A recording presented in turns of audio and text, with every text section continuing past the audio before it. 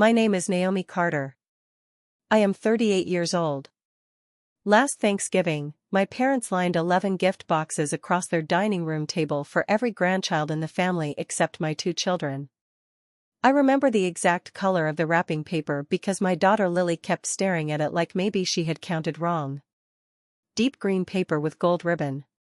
My mother always used cloth ribbon because she said bows made from plastic looked cheap.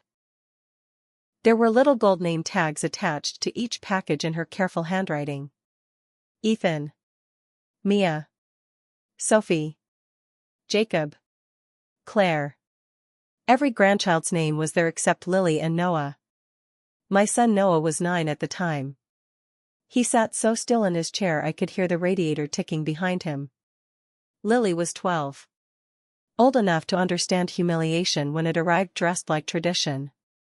My father stood beside the table smiling with his wine glass in one hand. We wanted to do something special this year, he said. For the grandchildren who stay connected to family. My sister Amanda lowered her eyes into her mashed potatoes so nobody would see her smile. Nobody asked where my children's gifts were. Nobody acted confused. That was the worst part. Not surprise. Not awkwardness. Recognition. Like everyone at the table already knew this was coming except my children. My mother handed Ethan a long rectangular box first. Inside was a new tablet. Sophie got a gold bracelet with a tiny diamond charm. Jacob got tickets to Disney World for spring break.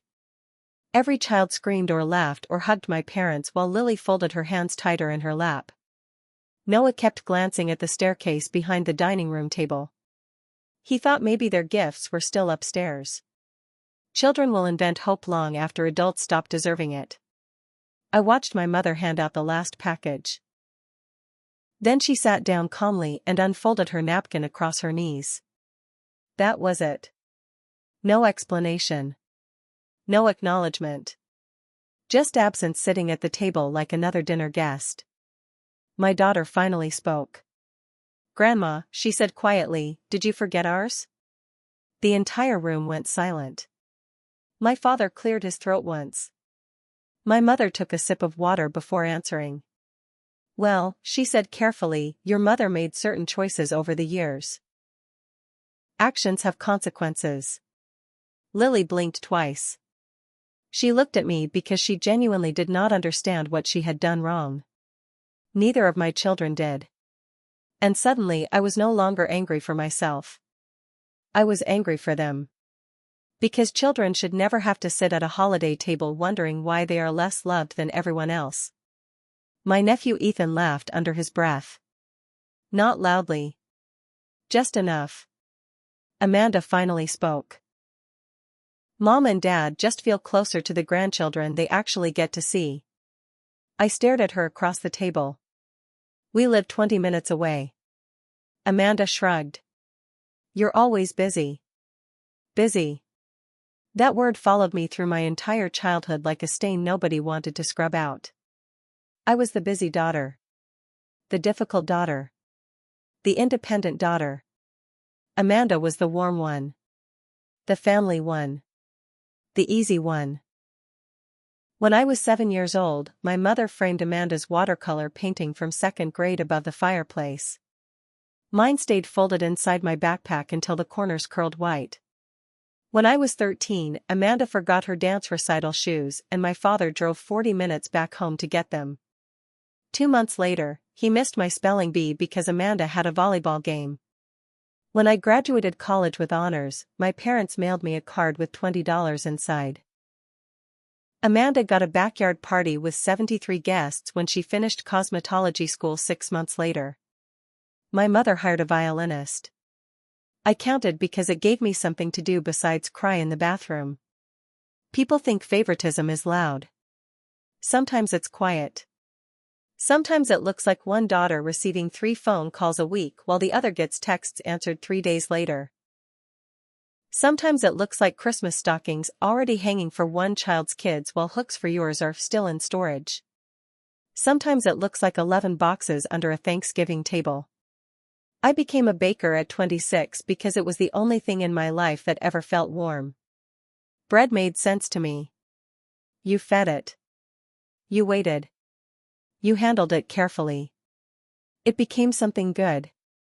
People were harder. After my divorce 12 years ago, I opened a tiny bakery on Maple Street with $1,800, one industrial mixer bought secondhand, and recipes written in my grandmother Evelyn's fading cursive. My grandmother was the only person in my family who ever looked directly at me when I spoke.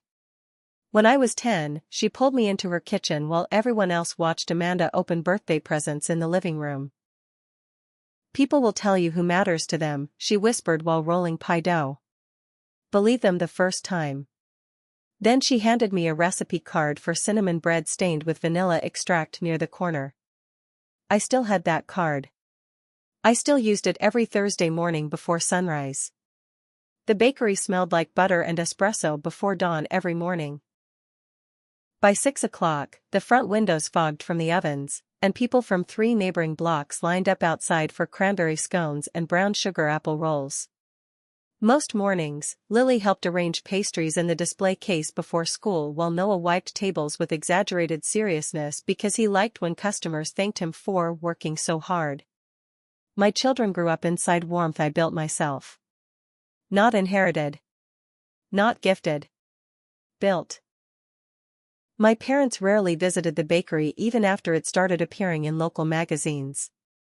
Amanda came once during our second year. She walked around slowly in high heels that clicked against the tile floor and said, "It's cute. Very small-town charming." Then she asked if I ever regretted not pursuing something bigger. At the time, I had 12 employees, 2 wholesale contracts, and a line out the door every Saturday morning. But Amanda had always spoken about my life like it was a temporary phase. Like eventually I would become someone worth introducing proudly. 3 years ago, a regional food blog listed my cinnamon maple loaf among the best bakery items in the state. The article included photographs of the braided bread cooling on wooden racks beside the windows. My mother shared Amanda's Facebook manicure photos that same week. Not the article. Not the bakery. Not me. I noticed because people who grow up half-loved notice everything. Every pause. Every omission. Every missing seat at the table. After Grandma Evelyn died, she left me a cedar recipe box filled with handwritten cards tied together using faded blue ribbon. My mother called 2 days after the funeral asking whether I planned to actually use all those old recipes. I remember standing beside my sink holding the phone against my shoulder while rinsing flour from mixing bowls.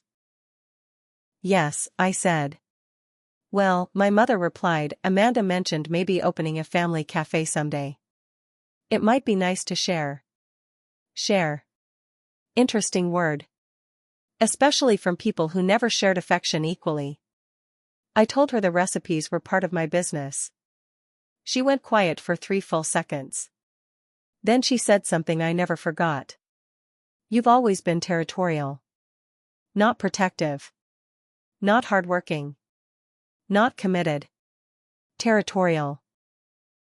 As though keeping the only thing my grandmother intentionally gave me was selfish. Over time, I learned my family had rewritten my entire personality around the inconvenience of my boundaries. When I said no, I was cold. When Amanda said no, she was overwhelmed. When I worked late, I was neglecting family. When Amanda missed dinner, she was busy with the kids. The rules changed depending on which daughter stood in the room. My children noticed it long before I admitted they did. 2 Christmases earlier, Noah asked why Grandma always kept framed school photos of Amanda's children in the hallway but none of him or Lily. I told him maybe she ran out of space. He nodded like he believed me. Children often pretend to believe adults because they sense the truth hurts more. Back at the Thanksgiving table, my daughter still sat frozen beside me. My mother adjusted her napkin calmly. "You decided years ago not to prioritize this family," she said. "We can't force closeness." Something inside me finally became very still. Not explosive. Still. I looked at Lily's face. Then Noah's. No child should have to earn basic kindness from grandparents. I stood slowly and reached for our coats hanging beside the kitchen doorway. Amanda frowned immediately. "Oh my God, Naomi, don't make this dramatic." Dramatic. Another family word.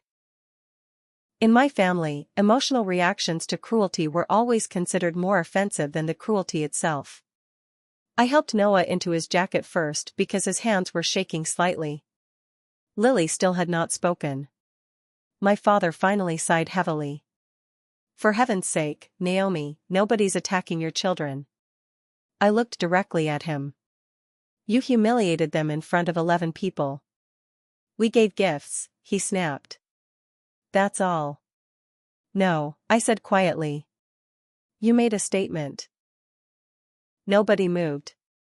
The turkey smell still hung heavy in the dining room. Somewhere upstairs, a toilet flushed. Silverware clinked softly as Amanda's husband shifted uncomfortably beside her. Ordinary sounds. That's what I remember most about painful moments. The world continuing normally while your chest changes shape forever. My mother folded her hands together. "You always assume the worst about us."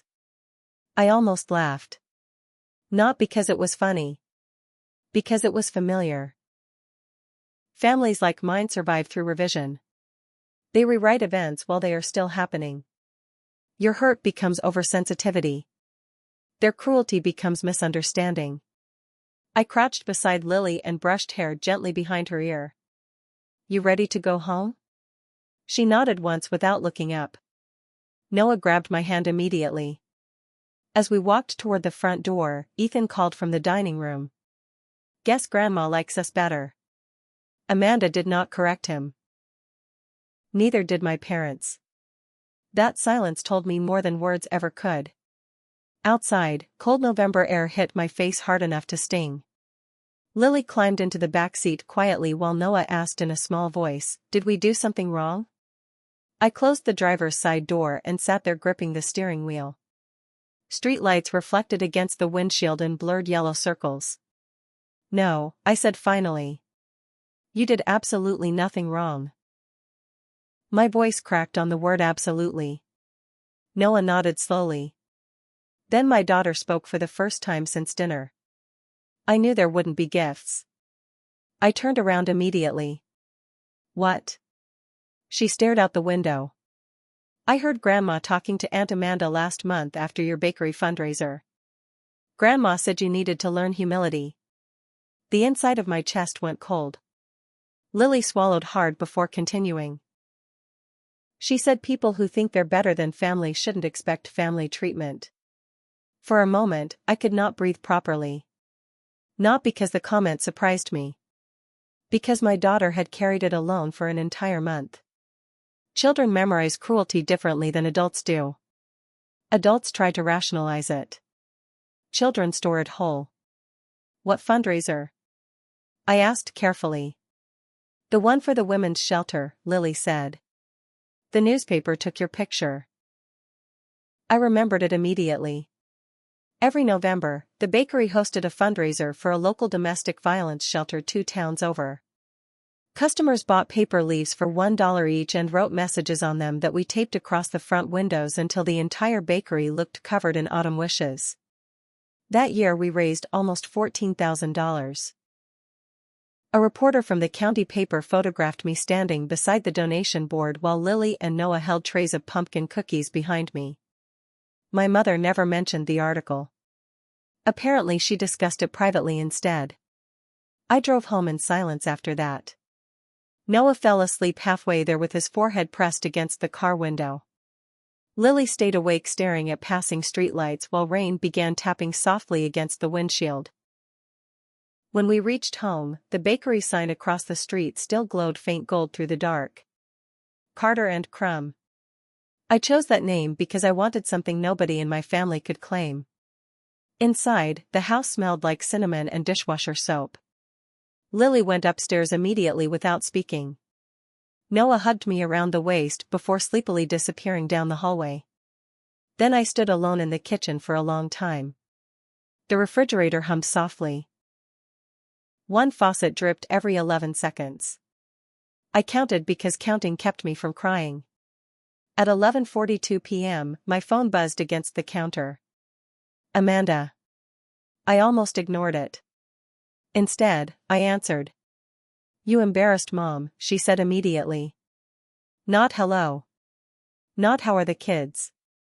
You let your son mock my children, I replied. Oh please, Ethan's 13. And old enough to know cruelty when adults model it. Amanda exhaled sharply. You always do this. You turn everything into some deep emotional attack instead of just letting things go. There it was again. The family rule. Absorb pain quietly or become the problem. I leaned against the kitchen counter. Why didn't my kids get gifts? Silence. Not confusion. Not denial. Silence. Finally Amanda spoke softer. Mom thinks you keep the children away from them intentionally. I looked toward the staircase where Lily's bedroom light still glowed beneath the door upstairs. My daughter heard Mom say I needed humility. Amanda hesitated. Then she made a mistake. She didn't mean it like that. People always say that when the meaning was perfectly clear. What exactly did she mean? Another silence. Then Amanda changed direction completely. You know Mom's been sensitive since the bakery started getting attention. I closed my eyes. There it was. Finally. Not concern about family closeness. Not sadness over distance. Jealousy. Small. Petty. Old. But jealousy all the same. My grandmother Evelyn used to say envy inside families behaves differently than envy between strangers. Strangers resent what you have. Family resents what your success says about them. After my divorce, everyone expected me to struggle permanently. Even my parents. Especially my parents. Single mother. Tiny bakery. 2 children. No college prestige job. No wealthy husband. I was supposed to remain the cautionary tale beside Amanda's polished family life. Instead, the bakery survived. Then it grew. Then people lined up outside before sunrise. Then local magazines called. Then tourists stopped during road trips because someone online said our cinnamon bread was worth the detour. Success rearranged family dynamics in ways nobody discussed openly. Amanda's husband lost his sales job last spring. My parents quietly helped them with mortgage payments for 8 months. At the same time, I paid off the bakery's final business loan 3 years early. Nobody celebrated that. But they noticed. Families always notice the member they can no longer control. Amanda's voice sharpened slightly. You know Mom feels like you act superior now. Because I own a bakery? Because you act like you don't need anyone. That sentence stayed suspended between us. I almost answered defensively. Then I realized something. I didn't need them anymore. Not financially. Not emotionally. Not structurally. And they knew it. People who rely on guilt lose power when guilt stops working. I needed them when my marriage collapsed, I said quietly. Dad told me moving home with 2 kids would disrupt the house. Amanda did not answer. Because it was true. I remembered standing in my parents' driveway 12 years earlier holding Noah in a carrier while Lily cried into my shoulder. My husband had emptied our savings account 3 days earlier before leaving with another woman from his office. I had nowhere to go. My father stood with his arms crossed beside the garage while my mother stared through the storm door window behind him. You need stability, he told me. Not dependency. Amanda moved into their basement 6 months later while renovating her kitchen. My parents called it helping family. Same parents. Different daughter. You're still holding on to ancient history, Amanda muttered. No, I said. I'm remembering patterns. She sighed heavily. Mom's upset enough already. Just apologize tomorrow and move on. I laughed once quietly. Not happily. Tired people laugh differently. I'm not apologizing for protecting my children. Then I hung up. At 12:16 a.m., another text appeared. Not from Amanda. From my mother. You have always mistaken independence for kindness. I stared at the message for a very long time. Then I set the phone face down on the counter and turned off the kitchen light. The bakery opened at 5:30 the next morning. I arrived before dawn like always, unlocking the front door while frost still clung to parked cars along Maple Street. Inside, the air smelled faintly like yeast from dough proofing overnight in the refrigerators. Routine steadied me. Measure flour. Warm milk. Fold butter. Breathe. By 7 a.m. Customers filled the cafe tables near the windows. A retired couple split cranberry muffins beside the fireplace. 2 nurses from County Memorial carried out coffee trays balanced against their hips. Someone dropped coins into the tip jar with a soft metallic clink. Ordinary life continuing again. That used to comfort me. That morning it felt strange. Around 8:15, my assistant manager Tessa approached carefully while wiping her hands on an apron dusted with powdered sugar. You okay? I nodded automatically. Too quickly. Tessa had worked beside me for 6 years. She knew the difference between tired and wounded. What happened? I almost said nothing. Then something inside me loosened unexpectedly. Maybe because she asked gently. Maybe because she actually wanted the answer. My parents excluded my children from Thanksgiving gifts in front of the entire family. Tessa stopped moving completely. What? I repeated the story quietly while arranging almond croissants into the front display case. Halfway through, my voice began sounding detached even to me, like I was narrating someone else's memory. Tessa stared at me in disbelief. They're children. I know.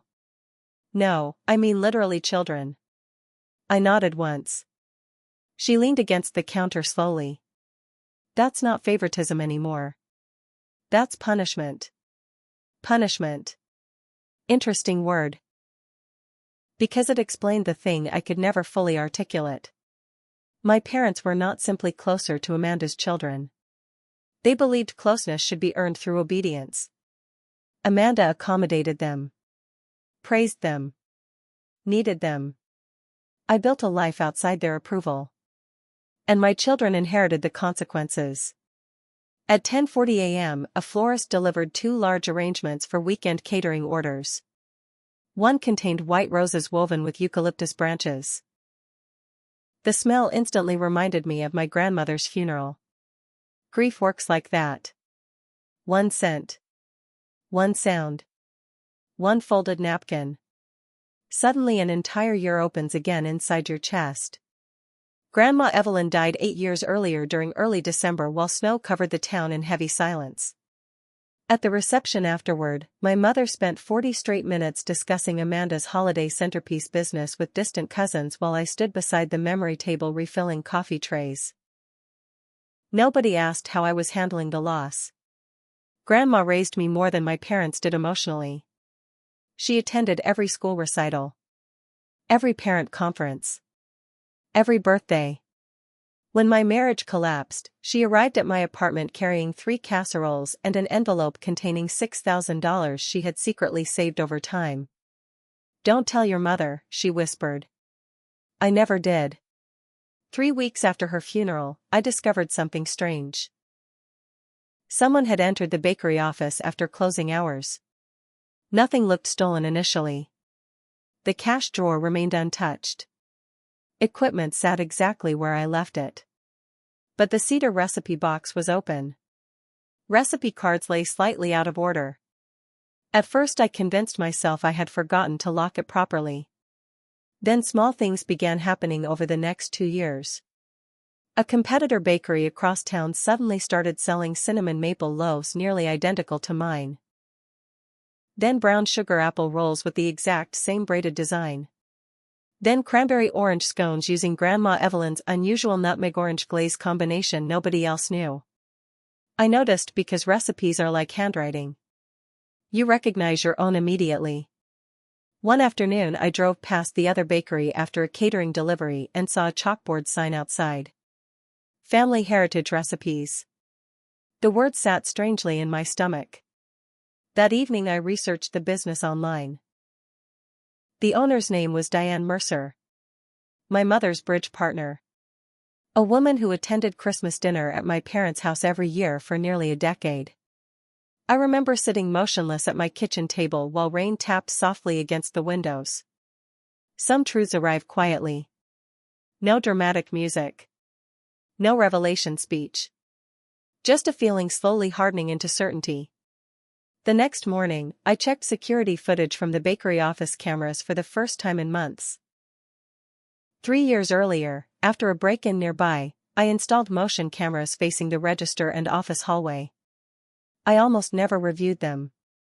Until then. The footage from December 14th appeared grainy from overnight lighting, but at 9:42 p.m., someone unlocked the bakery's rear entrance using a code. Amanda. She entered carrying her oversized tan purse and walked directly into my office. I watched her open the cedar recipe box carefully. One card at a time. Photographing recipes with her phone. 47 minutes. That was how long she stayed. 47 minutes changing the way I understood my family forever. I remember rewinding the footage 3 separate times because the brain rejects betrayal when it arrives wearing a familiar face.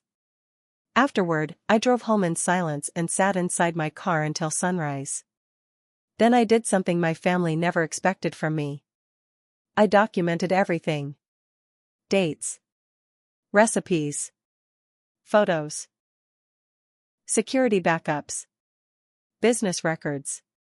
My grandmother once told me proof matters most when dealing with people who rewrite reality. At the time, I thought she meant business. Years later, I realized she meant family. I never confronted Amanda immediately. Not because I was weak. Because timing matters. Especially with people who mistake your silence for ignorance. Around noon, my phone buzzed again while I carried fresh sourdough trays toward the front counter. Mom wants everyone over Sunday to clear the air, Amanda texted. I stared at the screen. Then another message appeared. Please don't make this uglier than it already is. I looked across the bakery toward Lily helping an elderly customer package cookies near the register. My daughter smiled politely while tying bakery string around white boxes. Too careful. Too mature. Too practiced at managing other people's discomfort. And suddenly I knew something with absolute clarity. This was never only about Thanksgiving. It was about inheritance. Not money. Pattern. The same pattern repeating across generations until somebody finally refused to hand it down further. That Sunday afternoon, rain fell steadily against my windshield while Lily and Noah stayed home with Tessa, who volunteered immediately after hearing my parents wanted a family meeting. You shouldn't walk into that house alone emotionally, she told me while helping frost cupcakes earlier that morning. I almost smiled at the phrase. Walk into that house alone emotionally. That was exactly what my childhood felt like. My parents' home looked unchanged from the outside. White shutters. Stone walkway. 2 maple trees near the mailbox already stripped bare by November wind. Amanda's SUV sat in the driveway beside my father's truck. Of course she arrived early. Amanda always preferred entering situations before me. It allowed her time to shape the emotional weather inside the room first. When I stepped through the front door, the smell of pot roast and cinnamon candles wrapped around me instantly. My mother believed scented candles solved tension the way tablecloths solved clutter. Amanda sat at the kitchen island stirring cream into coffee while my father pretended to read the newspaper. Nobody apologized. That told me everything immediately. People preparing to apologize move differently. Softer. Uncertain. My family looked rehearsed. My mother folded her hands together carefully. We need to move forward from Thursday. Not. We hurt the children. Not. What we did was wrong. Move forward. Meaning? Bury it quickly before accountability arrives. I removed my coat slowly and hung it beside the pantry door. I agree. Amanda visibly relaxed at that. She thought agreement meant surrender. My father cleared his throat. Your mother and I feel things have become strained over the years. Interesting sentence. Strained. As though tension materialized naturally like weather instead of being created through choices. We've always tried to support you, my mother added carefully. I thought about standing in their driveway after my divorce while holding Noah's diaper bag. I thought about hospital visits missed because Amanda needed help painting a nursery. I thought about Lily crying in the car after Thanksgiving while my parents continued serving pie inside. Support means different things depending on who receives it. You excluded my children intentionally, I said. My mother's expression tightened immediately. There you go again with accusations. Accusations. Not facts. Accusations. Amanda leaned forward quickly. Mom already said she handled it badly. My eyes shifted toward my mother. She did? Silence. Amanda looked annoyed. Well, she feels terrible. Everyone got upset. There it was. Classic family translation. Nobody apologizes for harm. Only reactions. My father lowered the newspaper finally. You've always had a talent for escalating situations, Naomi. I almost answered emotionally. Then I remembered something important. People like my parents survive through emotional chaos because chaos blurs details. Documentation threatens them because documentation stays still. So instead of arguing, I reached calmly into my purse and removed several printed photographs. Then I laid them carefully across the kitchen island between us. Amanda frowned first. Then her face drained white. Security stills. Clear enough to show her entering my bakery office. Opening Grandma Evelyn's cedar recipe box. Holding recipe cards beneath fluorescent light. Nobody spoke for several seconds. Rain tapped steadily against the kitchen windows. My mother stared down at the photographs like they might rearrange themselves if ignored long enough. Finally Amanda laughed weakly. Oh my God, are you serious right now? Yes. It's not what you think. Interesting thing about guilty people. They never ask what you think first. They already know. My father's voice hardened. You put cameras in your bakery? Yes. That's invasive. Not. Amanda stole from you. Not. Why was she there? Invasive. Families protecting dysfunction often focus on the method of discovery instead of the behavior discovered. Amanda crossed her arms tightly. Mom told me those recipes belonged to family. My mother inhaled sharply. Too late. The truth had already entered the room. I looked directly at her. You gave my grandmother's recipes away? They were recipes, she snapped defensively. Not state secrets. No, I said quietly. They were my business.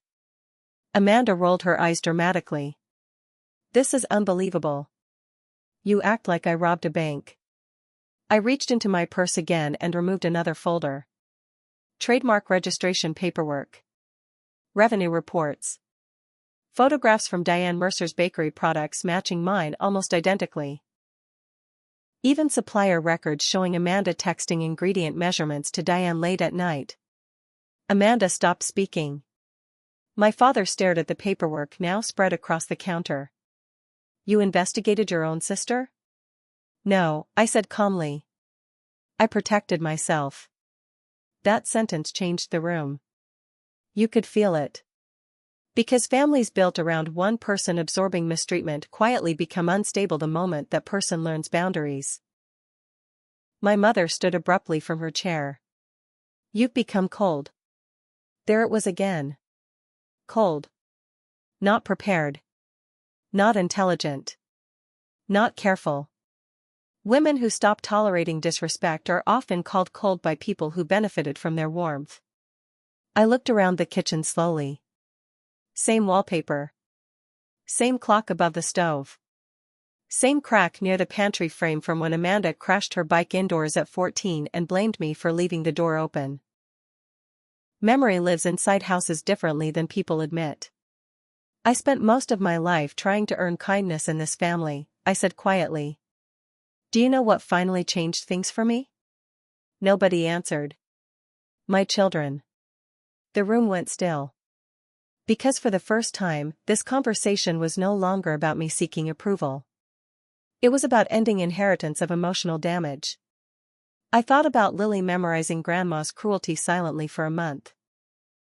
Noah asking if he had done something wrong. 2 children learning love could disappear conditionally. No. Not anymore. Amanda's voice trembled slightly now.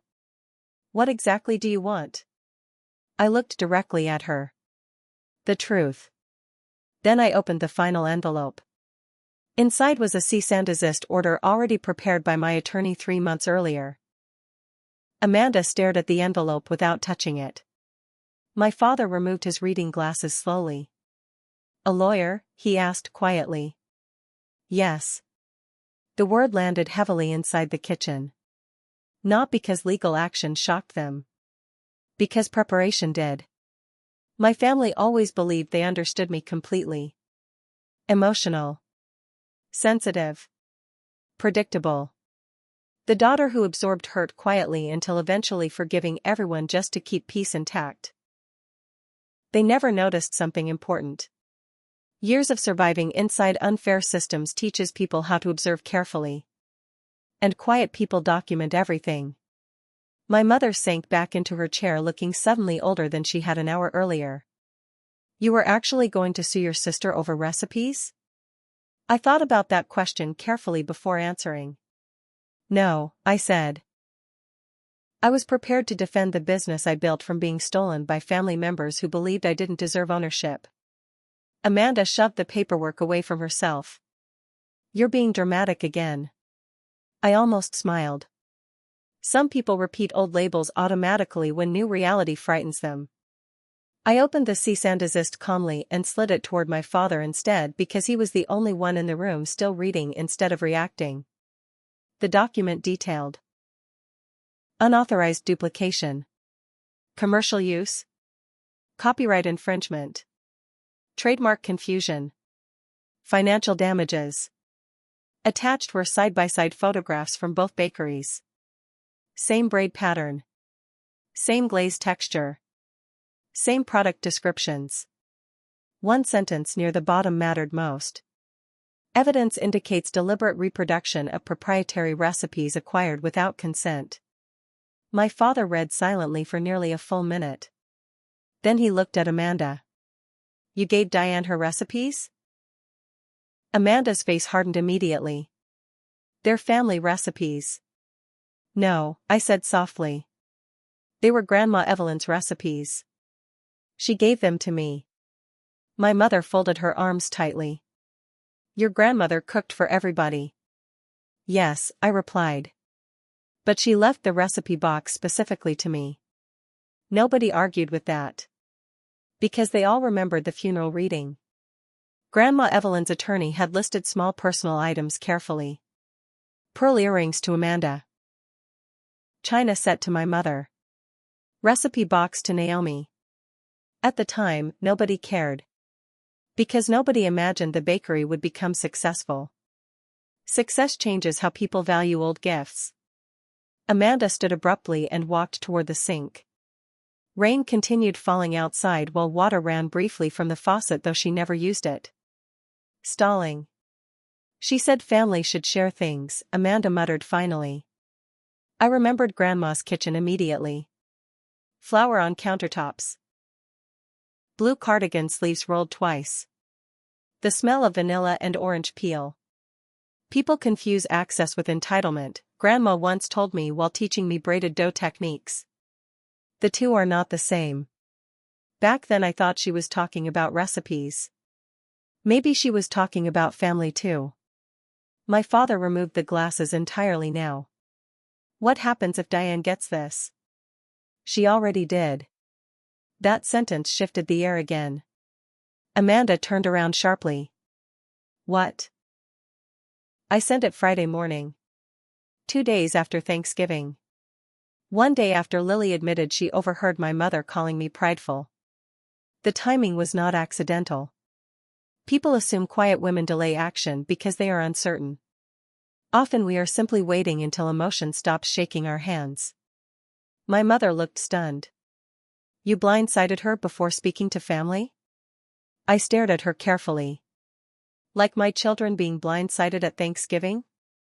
Silence again. My father lowered his eyes first.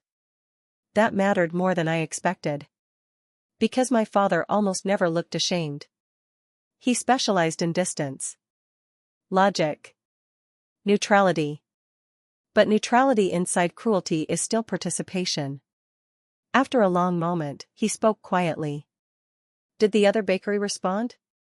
Yes. And? I pulled another folded paper from the folder. Settlement offer. Diane Mercer agreed to remove copied products immediately. Pay financial compensation. Publish acknowledgement of recipe ownership. And cease using family heritage recipes branding connected to my business. Amanda's face strained further. She agreed already? Yes. How much compensation?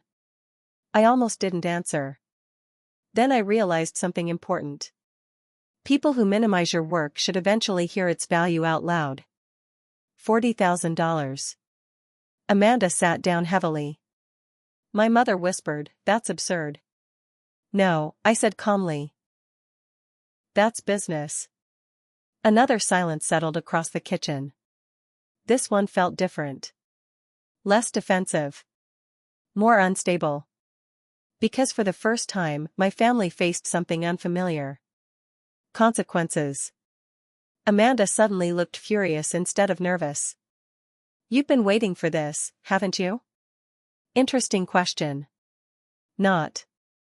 Did we hurt you? Not. How long have you known? Waiting. As though accountability were revenge instead of response. I thought carefully before answering. No, I said quietly.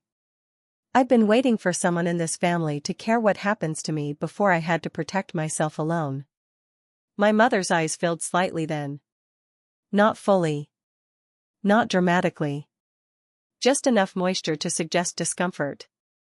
But even in painful moments, she protected herself first. You make us sound monstrous. I looked at the Thanksgiving photographs hanging along the hallway wall visible from the kitchen.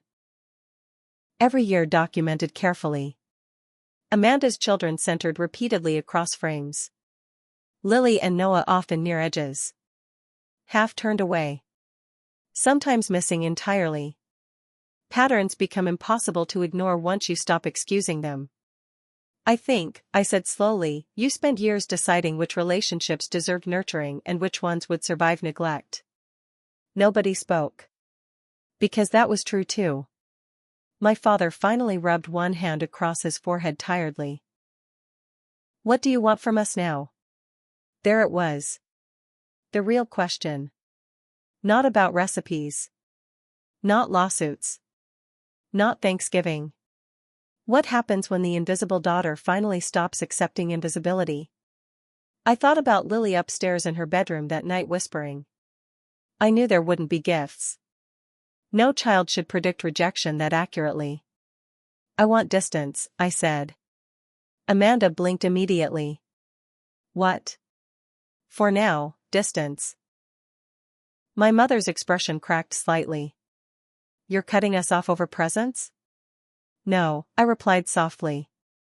I'm protecting my children from learning love should always feel conditional. The kitchen went completely silent after that. Even the rain outside seemed quieter somehow. Then my father did something unexpected. He nodded once. Very small. Very tired. But real. My mother noticed the nod immediately. "Frank," she said sharply. But my father kept looking at the table. Not at me. Not at Amanda. At the photographs. Security still scattered between coffee cups and folded napkins. Proof changes conversations because proof removes escape routes. Finally he spoke quietly. "The children should have had gifts." The sentence landed softly. Still, it mattered. Because it was the first honest thing anyone in that house had said since Thanksgiving. Amanda scoffed immediately. "Oh my God." "No," my father said, still calm. "She's right about that part." My mother stared at him in disbelief. "You're taking her side now?" Interesting phrase again. Taking sides. As though kindness toward grandchildren were political positioning instead of basic decency. My father leaned back slowly in his chair. "This isn't about sides anymore." I watched him carefully because I had spent most of my life trying to understand what existed underneath his emotional distance. Some people are cruel loudly. My father's damage arrived through absence. Missed calls. Shortened visits. Unasked questions. A person can feel abandoned even while sitting across the dinner table from someone. He looked older that afternoon than I remembered. Not weak. Just tired. "We should never have involved the children," he said finally. My mother crossed her arms harder. "So now I'm the villain." Nobody answered. That silence answered for us. Amanda stood again abruptly and grabbed her purse from the counter. "This family is unbelievable." Then she looked directly at me. "You know what your problem is? You always need to win." Win. Another revealing word. Because people who benefit from unfair systems often describe boundaries as aggression. I thought about all the years I apologized first simply to restore peace faster. All the birthdays rearranged around Amanda's schedule. All the invitations arriving late. All the emotional labor disguised as family duty. Winning never crossed my mind. Surviving did. "I didn't want to win," I said quietly. "I wanted my children treated like they belonged here." Amanda laughed bitterly. "You're poisoning them against us." "No," I replied. "Your behavior is doing that." Her face tightened instantly. Truth sounds cruelest to people who avoid hearing it. My mother suddenly pushed back her chair. "Well, maybe we made mistakes," she snapped. "But families move on. Families forgive." I looked at her carefully. "Families also change." That sentence hung heavily in the kitchen. Because deep down, everyone understood what I meant. Patterns survive through repetition. Someone has to interrupt them deliberately. I gathered the paperwork calmly back into my folder while Amanda paced near the dining room doorway muttering under her breath. The house felt smaller suddenly. Or maybe I had simply outgrown needing it. As I reached for my coat, my father spoke again. "How long are you planning to stay away?" I paused. Then answered honestly. "I don't know." My mother looked wounded finally. Actually wounded. Not defensive. Not irritated. Just wounded. For a second, I almost softened automatically. Children trained to earn love often react to parental sadness like an emergency alarm. But then I remembered Lily sitting silently at Thanksgiving pretending not to cry. And something inside me stayed steady. My mother's voice dropped quieter. "We love those children." I believed she believed that. That's the complicated part. Many harmful families do love each other in fragmented ways. But love without safety becomes confusing instead of nurturing. "Then love them better," I said softly. Nobody stopped me when I walked toward the door. Outside, rain soaked the driveway in silver reflections beneath the porch light. Cold air filled my lungs sharply. I sat inside my car for several moments before turning the key. Then my phone buzzed. A text from my father. "I found something after your grandmother died." I think it belongs to you. No explanation beyond that. Just the message. I almost ignored it. Instead, I replied. What? 3 dots appeared. Disappeared. Returned again. Then finally. Come by tomorrow morning. Alone. The next day, I arrived at my parents' house just after 8 a.m. Frost covered the front lawn in thin white sheets. Amanda's SUV was gone. My mother's car too. Only my father's truck remained. He opened the door before I knocked. The house smelled like coffee and old wood polish. Without speaking much, he led me upstairs toward the attic staircase near the hallway linen closet. I had not climbed those stairs since high school. The attic air smelled like dust, cardboard, and winter fabric stored too long. Sunlight filtered through the small round window near the roofline. My father walked toward an old cedar trunk beneath the far wall and opened it carefully. Inside sat dozens of folders tied with faded string. Newspaper clippings. Photographs. Magazine pages. All about the bakery.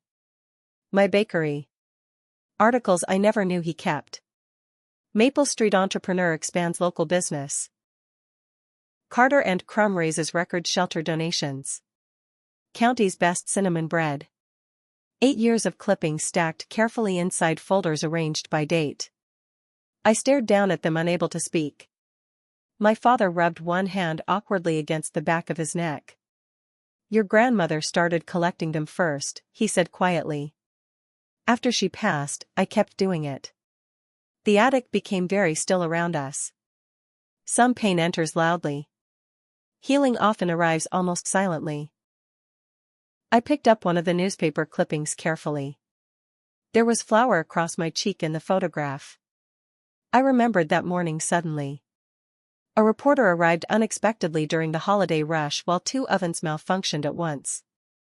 I almost refused the interview because I looked exhausted. My father watched me silently. You kept these? He nodded once. I read every article.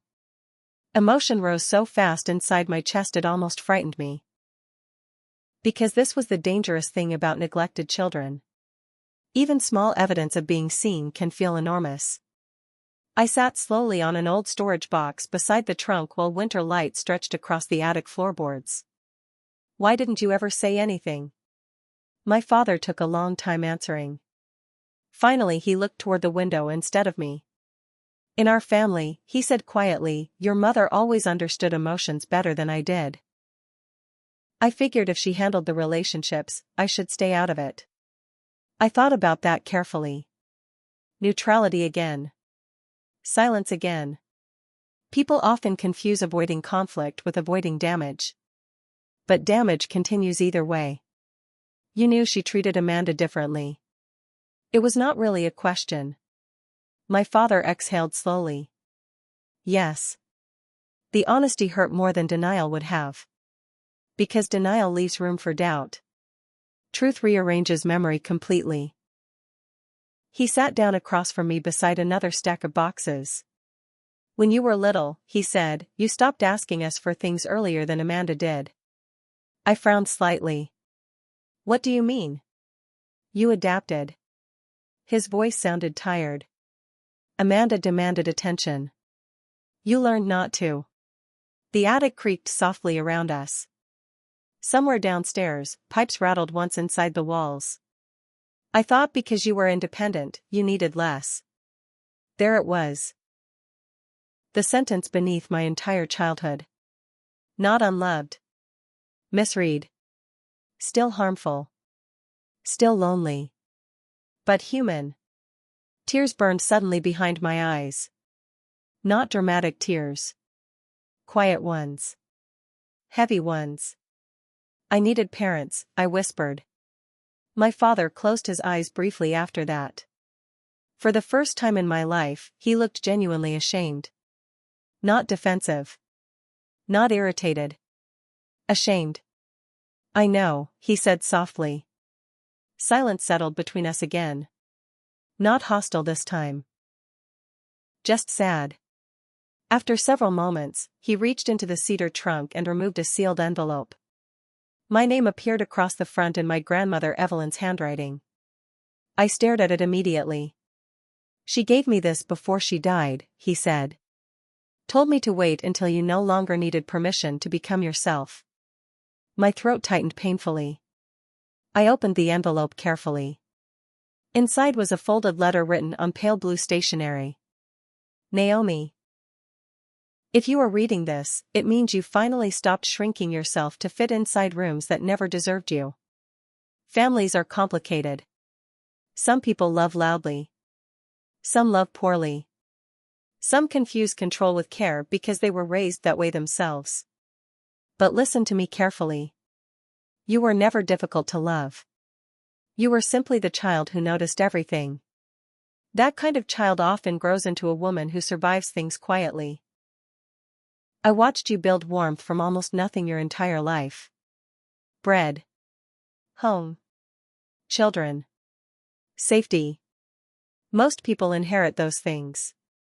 You created them yourself. Do not apologize for protecting what you built. And do not teach your children to earn affection by accepting less than they deserve. Love should feel safe.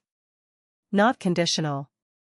I have kept every recipe you ever improved hidden inside the cedar box beneath the bottom tray. Those are yours too now. People will tell you who matters to them. Believe them the first time. Love always. Grandma Evelyn. By the time I finished reading, tears blurred the final lines completely. I pressed the letter carefully against my chest while the attic remained silent around us. Then my father spoke quietly. She was proud of you. I nodded because I could not trust my voice yet. Downstairs, a clock chimed faintly through the house. Ordinary sound again. Life continuing. But something inside me had shifted permanently. Not because my family suddenly transformed. They didn't. Amanda stopped speaking to me for almost 11 months after the lawsuit settlement became public record. My mother sent birthday cards to the children but avoided difficult conversations entirely. Holidays became smaller. Quieter. Different. But peaceful too. And over time, something unexpected happened. Lily stopped apologizing constantly. Noah stopped asking whether people were angry with him whenever rooms became quiet. Children bloom differently once they stop competing for love. Last Thanksgiving, we stayed home. Just the three of us. We cooked together all afternoon while music played softly through the kitchen speakers. Noah burned the dinner rolls slightly. Lily laughed so hard milk came out her nose during dessert. At one point, I looked around the table and realized nobody there felt invisible. Sometimes healing does not arrive through reconciliation. Sometimes it arrives through interruption. Through finally ending the pattern instead of surviving it. I used to think peace meant convincing difficult people to love you correctly. Now I think peace is building a life where their failure to do so no longer decides your worth. And maybe that was the real gift all along.